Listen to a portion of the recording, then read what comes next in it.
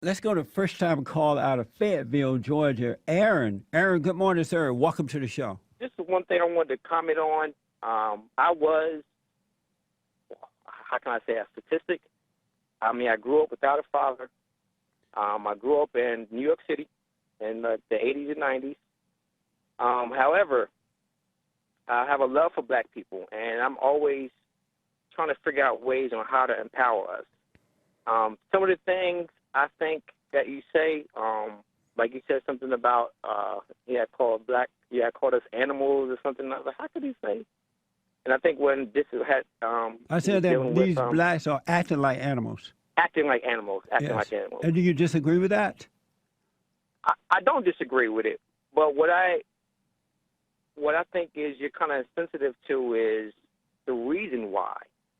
I think some of the ones who act like animals is because they're angry about maybe some injustices that have been dealt to us from from slavery, from the civil rights movement, and just some of the racial profiling and stuff that goes on today. But that's just perceived Uh-huh. injustice.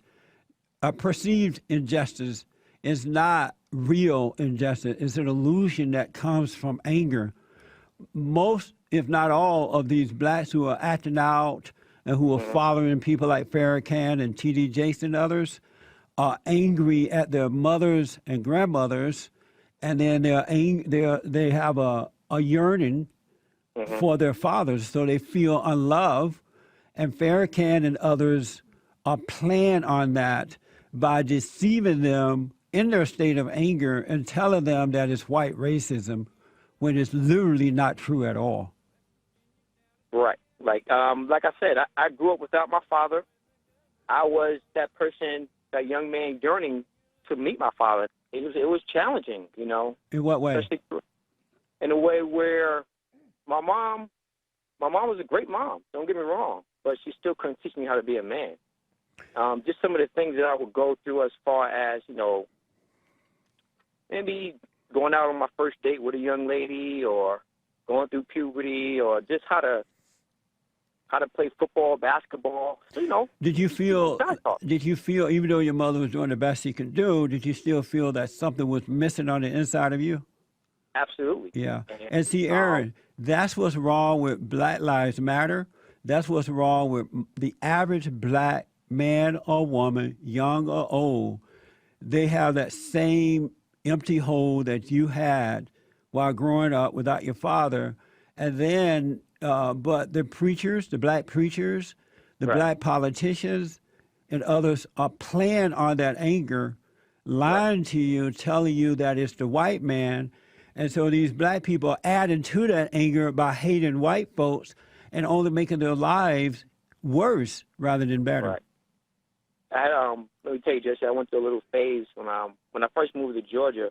I went to Morris Brown, and I was going through I was studying a lot of African American studies, and I was really learning about some of the stuff that we had went through, as far as like the Tulsa burnings, um, and just exactly how slavery started, and just some of the stuff that was done to us. And I started to get angry, but I didn't know how to channel that energy.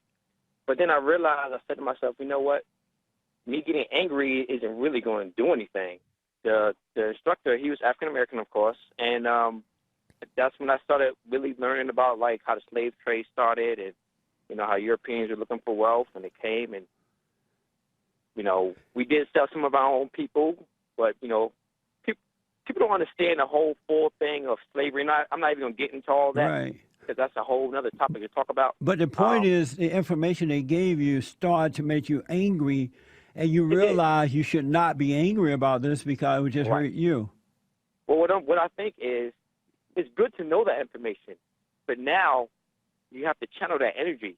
So what I started doing is, instead of realizing that anger is not going to get me anywhere, I started thinking about solutions. And at the end of the day, all I could come up with is, as black men, we have to start taking responsibility of our family. Like, I'm so glad that I did not have any kids out of wedlock. Did I make some mistakes? Absolutely. Am I perfect? Heck no. But I have a relationship with God. I have a beautiful wife, who believes in me, and I believe in her. When we have our child, and I plan to raise my child. And I'm gonna leave you this because I have to go into work. At the end of the day, it comes down to individual responsibility. Yes, some of the cards that we were dealt, we understand. I get it, but it's good to know your history, and it's good to love your people, but it takes more energy to hate than it does to love. Well, the thing So- you also need to realize is that the people who were teaching you about the so-called history of Black Americans, they taught you Right. in a way where it caused you to become angry, because Right. the things that they taught you that happened way back then, Yeah. then is not happening now. And Right. even in the way that they said it happened, it didn't happen. These people are not teaching Black people to make them free. They're teaching them to cause them to become angry so Right. that they can have control over their lives. And the solution is for Black people to turn away from the preachers and the professors and the so-called Black leadership and turn back to God. And that's the Right. only solution that's going to cause them to have peace.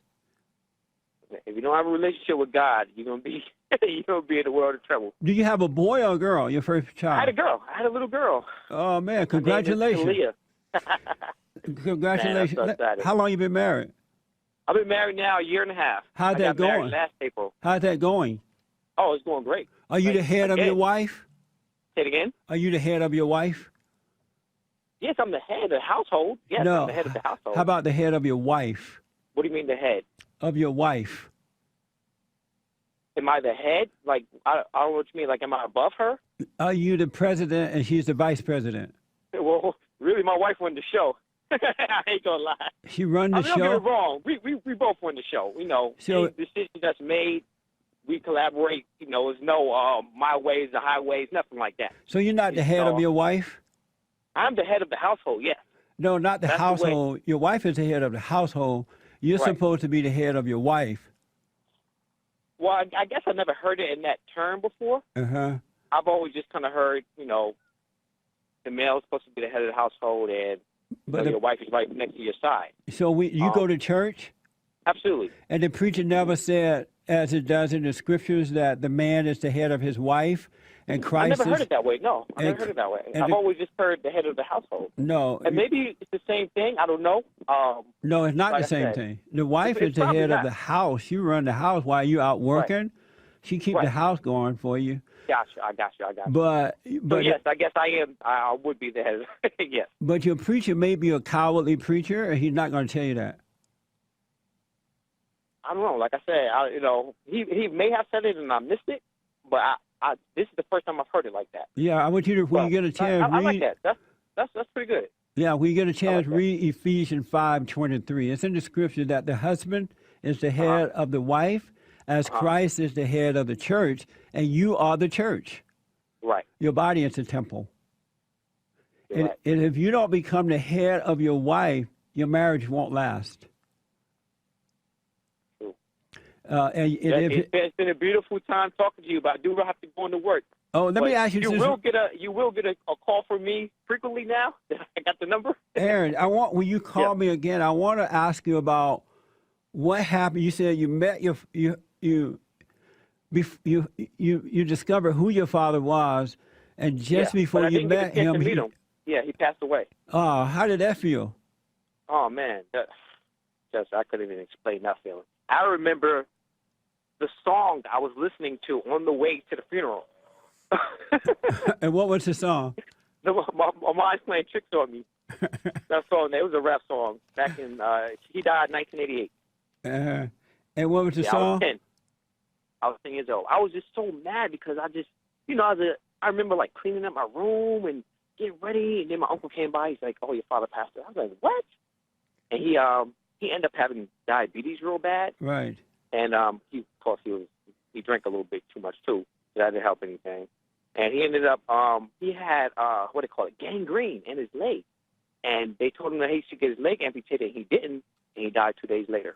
Man, The way I heard the story is because when my grandmother passed away in 2008, my uncle on his side, his brother, actually told me exactly what happened.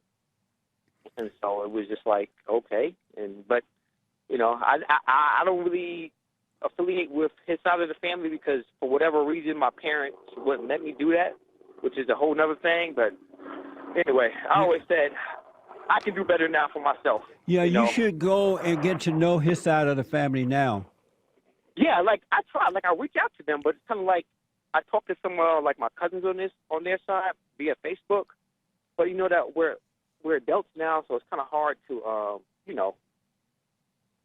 I got a family, they got families, and everybody kind of doing their thing. Yeah. Well, now that Yeah, you but have your like you family, just move forward, and if it happens where you can get to know them, it will. If it doesn't, that's fine too. Right. Aaron, so what was the song that you remember the song? It was yeah, boy, it was my mind's like it was some rap song like what was it, Ghetto Boys who made that song back there? I don't remember. And so But it was that was the song I remember, like, because we were driving to Brooklyn because we lived out in Long Island. We were driving to Brooklyn, and that was the song. But like I said, I think what it did for me was, I said I can continue this cycle of having babies here and there, or I can wait, get married, and have a family, like the family I always wanted to have. Yes. But I made that decision. It wasn't something that, because I'm black. It was just a decision. I made a good decision. And that's the right decision. Right. So, at the end of the day, I can complain about all the stuff that has happened to our fathers and our grandfathers. And some of the stuff, I understand it exists. Some of the stuff does happen, but a lot of times... Aaron, let me tell you this. Aaron, yeah. Racism does not exist. It's an illusion. It's not the truth.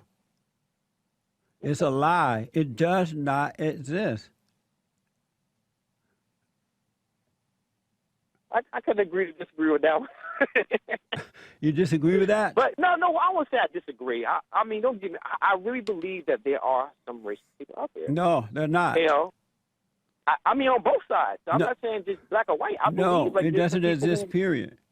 You don't think so? Not at all. It doesn't. Why you don't think racism exists? Well, I don't want to get into it only because I know you have to go into your job, but call me tomorrow when you can. Okay, I will. And I'll explain to you why I say it does not exist. And I'm going to prove to you that racism is an illusion, is a lie that the children of the devil has played up on us. Okay. They're deceiving us. But I'm glad to hear you, man. Call me again. I'm glad you found the show. And you sound like a bright, intelligent young man.